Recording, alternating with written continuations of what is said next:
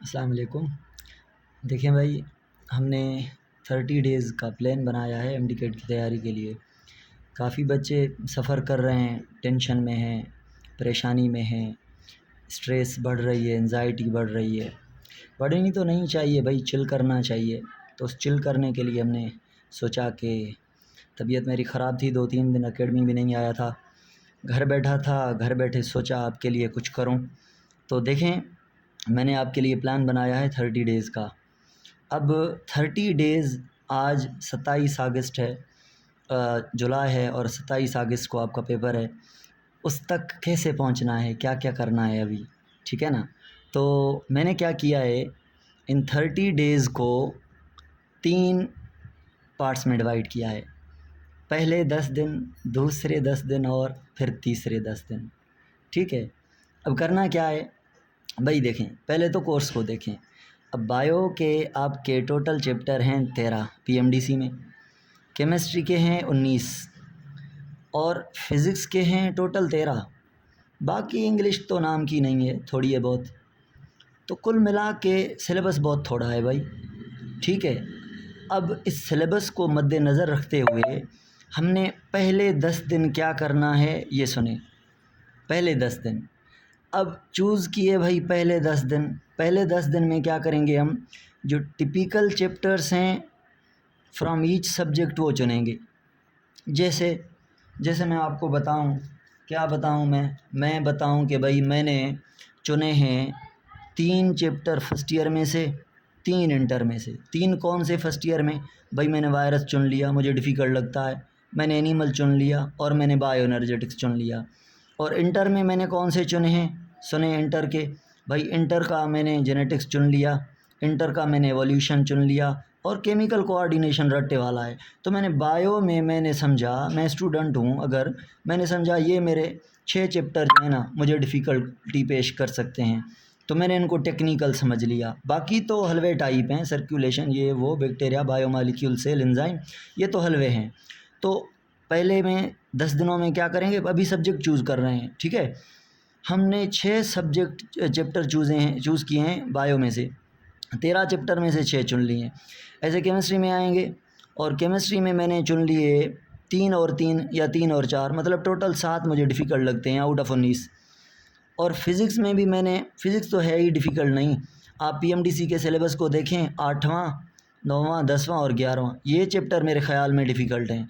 मगर फिर भी मैं कह रहा हूँ 2 चैप्टर मैंने फ़र्स्ट ईयर से चुन लिए डिफ़िकल्ट हैं, 2 इंटर से, मतलब 5 आपके फ़िज़िक्स के डिफ़िकल्ट हैं, 7 आपके जो हैं केमिस्ट्री के वो डिफ़िकल्ट हैं और 6 आपके बायो के डिफ़िकल्ट हैं। टोटल आप काउंट करें तो एक टोटल चैप्टर बन जाएंगे जो डिफ़िकल्ट हैं सारे सिलेबस में से 18 हैं। अब इन 18 चैप्टर्स को पहले 10 दिनों में कंप्लीट करना है। हमारा टारगेट हुआ डिफ़िकल्ट जो 18 चैप्टर हैं वो 10 दिनों में करने हैं। अब जब ये डिफ़िकल्ट आपके गुज़र जाएंगे ना तो कुछ बचेगा ही नहीं आपके लिए, तो आसानी हो जाएगी, बहुत बहुत आसानी हो जाएगी। अब देखना कि कहाँ गए भाई, हमने पूरे कर लिए 18 चैप्टर। कैसे करने हैं सुने, करने कैसे हैं ये 18 चैप्टर।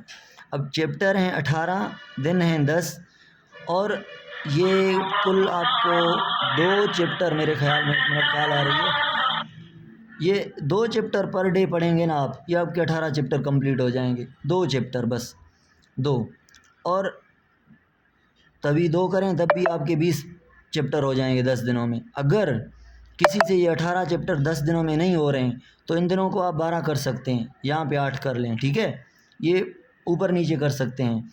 चलो जी, अब क्या हुआ, अब आप डिफ़िकल्ट चैप्टर कर रहे हैं, 18 चैप्टर 10 दिनों में आपने कर लिए।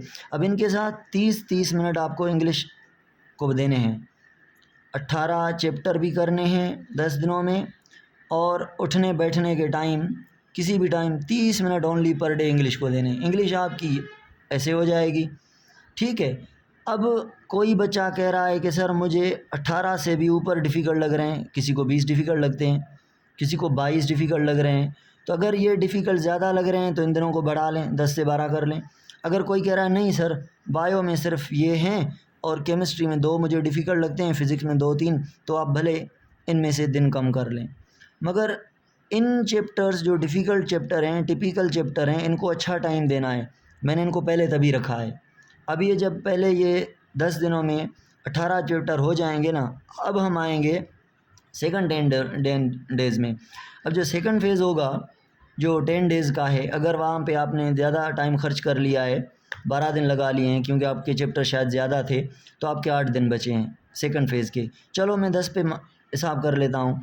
अब क्या करना है, जो आपके ऑलरेडी चैप्टर क्लियर थे, जो आपने सेलेक्ट नहीं किए थे फर्स्ट फेज़ में, वो रह गए हैं, तो भाई वो तो हलवे टाइप है ना, उनको तो आप जल्दी में ऐसे रगड़ लेंगे ना, तो जल्दी कर लेंगे। तो सेकंड फेज़ में आपने रिवीजन करनी है।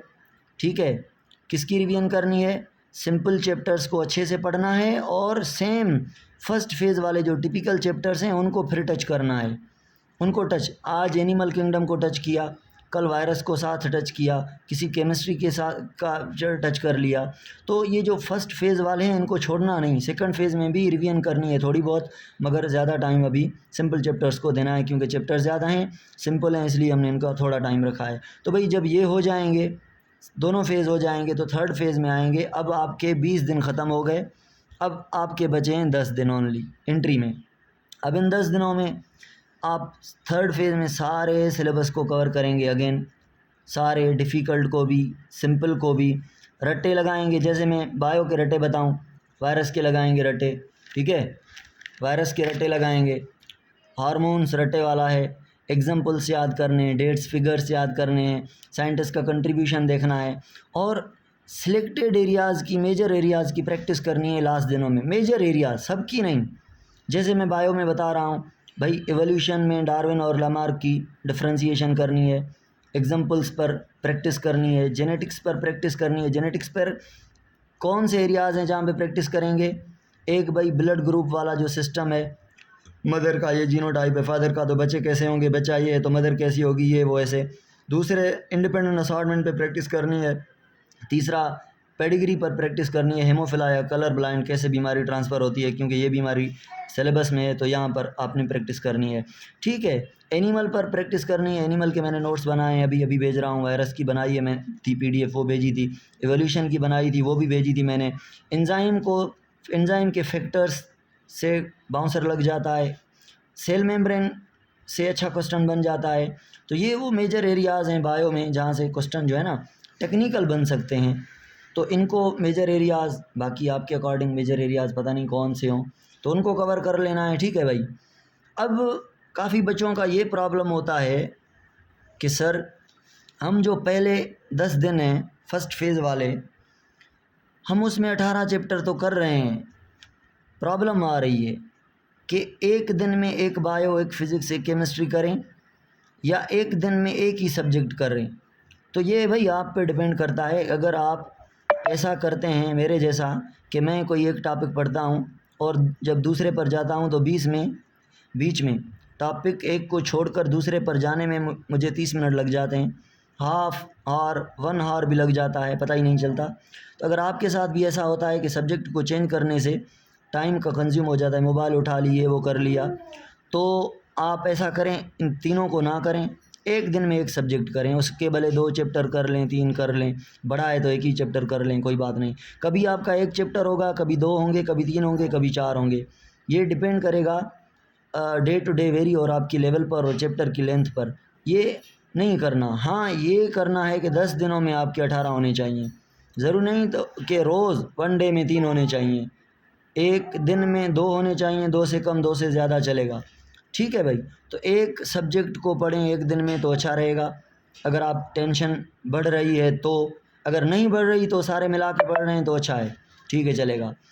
अब ये जो स्ट्रेटजी है ना, इसको करने से आपका टेंशन डिक्रीज़ होता जाएगा, क्योंकि पहले आपने फर्स्ट फेज़ में टेक्निकल चैप्टर कर लिए, फिर सिंपल भी कर लिए, फिर टेक्निकल की रिवीजन भी कर ली, फिर सारे को भी कवर कर लिया, एग्जाम्पल्स भी रट लिए, ठीक है, डेरिवेशन देख ली और प्रैक्टिस भी हल्की मोटी कर ली।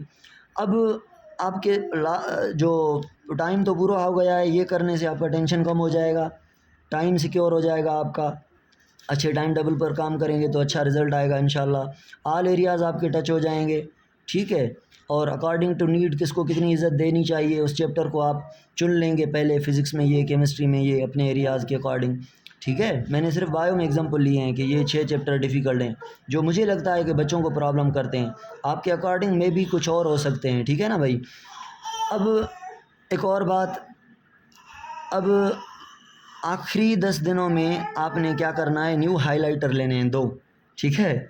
और वो न्यू हाइलाइटर क्यों, या भले अभी से एक हाइलाइटर यूज़ करते जाएं और जब नेक्स्ट रिवीजन कर लें तो दूसरा होना चाहिए, तो काटते जाएंगे भाई, ये तो क्लियर हो गया, रट गया, बाकी ये चीज़ें रची, तो चीज़ें आपकी थोड़ी बचती जाएंगी, ठीक है ना। बाकी अगर डेली के पढ़ने में भी किसी को प्रॉब्लम आ रही है, तो कोई बच्चा कहता है सर मैं 10 आवर स्टडी करता हूँ, 15 आवर स्टडी करता हूँ, कोई 12 स्टडी करता है, तो जो जितनी करता है वो उसके लिए काफ़ी है, ठीक है ना। 10 घंटे भी काफ़ी है, 12 भी काफ़ी है, 15 भी काफ़ी है। नींद भी करनी है, रिलैक्स रहना है, चिल करना है। अब इसके लिए क्या स्ट्रेटजी है देखें भाई। अब 3 आवर पढ़ें ब्रेक करें, 3 आवर पढ़ें ब्रेक करें, 3 आवर पढ़ें ब्रेक करें, ज़रूरी नहीं 3 आवर। कोई बच्चा सवेरे उठता है, सुबह को बैठता है 5 घंटे पढ़ लेता है, दोपहर को 2 घंटे, फिर रात को 3 घंटे पढ़ता है, बीच में ब्रेक लेता है, खाने का, पीने का, उठने का, बैठने का, चिल करने का, किसी को तंग करने का, ये वो करते रहें भाई, एंजॉय करें, ठीक है ना। और बीच बीच में इंग्लिश को भी लगा दें 30 मिनट। चलो कोई बच्चा क्या करता है, सुबह को लेट उठता है, 3 घंटे सुबह पढ़ता है, 3 घंटे दोपहर पढ़ता है, या 4 कर लें, रात को अच्छी स्टडी उसकी होती है। तो अगर आप के पास टाइम मैंने ये बनाया है 7-8, सुबह के 7 बजे हैं, ये दोपहर के 12 बज गए, ठीक है, ये रात के 12 बज गए। अब ये टाइम है आपका, 7 बजे से स्टडी स्टार्ट होती है बच्चों की 2 बजे तक। सारे बच्चे नहीं पढ़ते 7 से 2 बजे। यहाँ पे अब क्या करेंगे, अगर कोई सुबह 7 बजे स्टार्ट कर रहा है तो 11 तक उठें ही ना, 4-5 घंटे बैठे रहें, फिर थोड़ा ब्रेक ले लें, चाय शाय पी लें, फ्रेश हो जाएं, ठीक है, खाना खा लिया, ये वो कुछ कर लिया, कहाँ गए, किसी से मिले, किसी को देखा, बाहर चक्कर लगाना भी ज़रूरी है, ठीक है ना। तो इतनी टेंशन नहीं लेनी। फिर 11 से 12, 1, 2 हो गया, आपने यहाँ पे बस एंजॉय किया, 2 से 5 तक फिर बैठ जाएं या 6 तक बैठ जाएं, थोड़ा बहुत ब्रेक ले लें। रात को जैसे मगरिब की नमाज़ होती है, रात होती है, तो 7-8 बजे के बाद फिर बैठ जाएं, 12 तक काफ़ी है। अगर कोई बच्चा देर उठता है तो वो 8 से स्टडी स्टार्ट करे और चला जाए 12-1 बजे तक, ठीक है, फिर ब्रेक ले ले 1 से 2, 2 से 3 तक, 2 घंटे का ब्रेक हो गया, फिर 3, 4, 5, 6 ये 3 घंटे लगा ले, फिर रात को अच्छी स्टडी कर ले। कभी कभी ये डेली रूटीन नहीं होगी, कभी कभी आप इससे कम जा सकते हैं, कभी कभी इससे ऊपर जा सकते हैं। कभी लगे ना यार नहीं हो रही स्टडी, तो किताबों को साइड करके वहीं पर सो जाना, 1 मिनट भी देर नहीं करना, 1 मिनट भी नहीं, वहीं पर लेट जाना, ठीक है ना। अच्छी नींद करें। 3-4 दिन के बाद अगर मूड करे, दिल करे आज 10 बजे सोना है, रात को सो जाएं भाई। कोई 10 बजे सोता है, अगर कोई 10 बजे सो रहा है और रोज़ सो रहा है तो काइंडली उसको सुबह को 5 बजे उठना चाहिए स्टडी करने के लिए, ठीक है ना। बाकी कोई 10 बजे सो रहा है, उठ भी देर रहा है और मुतमईन है कि भाई मेरी तैयारी है, बिल्कुल है, वो तो भाई बड़ा मेरा फेवरेट स्टूडेंट है, जिसको टेंशन नहीं है। वैसे थोड़ी बहुत टेंशन करनी चाहिए, ठीक है, इतनी भी नहीं कि बंदा स्ट्रेस में चला जाए। अपनी स्ट्रेस को बैलेंस करें और हम तमाम दुआएं करेंगे आपके लिए, इंशाल्लाह हमारी सारी दुआएं आपके साथ हैं। इंशाल्लाह अल्लाह पाक आपको कामयाब करेगा। ये 30 दिन का शेड्यूल था, 3 सेक्शंस में डिवाइड करें टाइम को, 10 दिन, ठीक है, और सब्जेक्ट को डिवाइड करें, टिपिकल और आसान। टिपिकल को पहले 10 दिन दें, फिर आसान को दूसरे 10 दिन दें, और टिपिकल को पहले फिर रिवाइज़ करें। इसमें प्रैक्टिस भी करते रहें। और हाँ, एक और बात, जब आप प्रैक्टिस करें ना, तो जो प्रैक्टिस करनी है, जो पिछली 2 ईयर में आपने ओल्ड प्रैक्टिस की है, उसको सेम रिवाइज़ करें, पहले सेम रिवाइज़ करें, सारे आइडियाज़ आपके निकल आएँ बाहर। पता है आपने बहुत कुछ पढ़ा होता है मगर आपको लगता है मैंने कुछ नहीं पढ़ा। ये सबके साथ होता है, टीचर्स के साथ यही होता है कि हमने कुछ नहीं पढ़ा, मगर वो हमारे माइंड में होता है। तो ओल्ड रिवाइज़ करें, ओल्ड चीज़ें अपनी लिखी हुई, अपने एमसीक्यूज़ जो आपने किए हैं, जो बुक्स 2-3-4 किए हैं वही करें। अगर टाइम मिल रहा है तो न्यू कोई कर लें, नहीं तो भाई सारे न्यू करने की ज़रूरत नहीं। अगर न्यू करेंगे तो नए प्रॉब्लम क्रिएट होंगे, फिर थोड़ी बहुत टेंशन में इजाफ़ा होगा और ये आपके सेहत के लिए सही नहीं है। टेंशन नहीं लेने का, ठीक है। अपने आप को जितना हो सके टेंशन से फ्री करना है, रिलैक्स रखना है। Wish you all the best. हमारी दुआएं तमाम आपके साथ हैं भाई। मिलेंगे मंडे पर मैं आऊँगा एकेडमी, फिर लाइव डिस्कशन करेंगे। आज घर में मैंने मोबाइल को ऐसे फंसा के ये वीडियो बनाई है, बाकी मंडे पे मैं लाइव आके एकेडमी पर मैं आपसे डिस्कशन करूँगा। Wish you all the best. Thank you.